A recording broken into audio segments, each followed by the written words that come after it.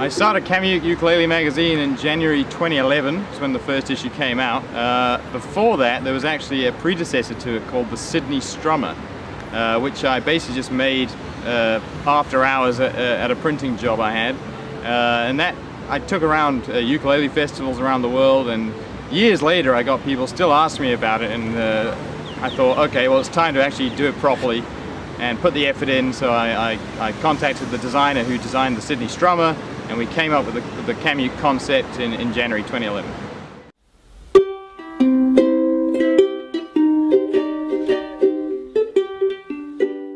Well, a lot of it went back to the Sydney Strummer. I just expanded on the sections that were already in that one. So in the first edition, I had a feature interview with Jim Beloff. So I had a nice long chat to him, and then I introduced what are now the regular columns, such as Construction Zone, which is all about ukulele builders, Uke in Focus, which focuses on a particular ukulele and its history, Cinematic Strumming, which is Uke in the movies, and yeah, so basically that's what I did. And issue 7, which is going to be out shortly, is going to have a couple more sections. It's going to have 4 more pages as well.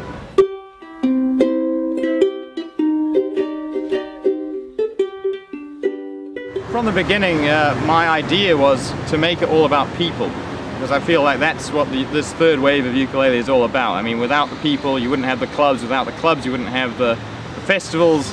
So that's really been the focus of it. So it's kind of heavy on interviews. So that's been good, and that's got a lot of great feedback. The only thing that the first one didn't have, or the first couple didn't have, was sort of playing tips, and instructional sort of things, which I know now is a huge thing that people want to see in the magazine. So I've started a playing tip, a pro tip section, and I've got also another one coming up that's basically about tips about how to buy a ukulele, how to set one up.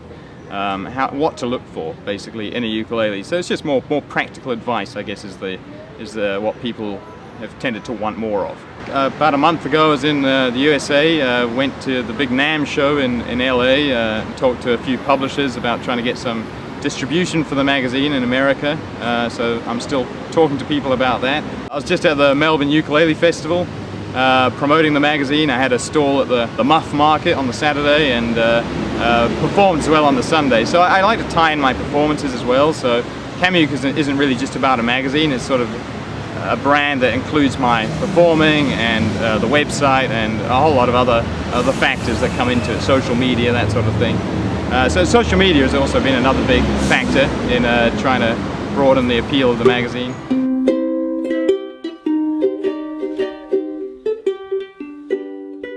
Obviously featured Jim DeVille in the second issue of the magazine.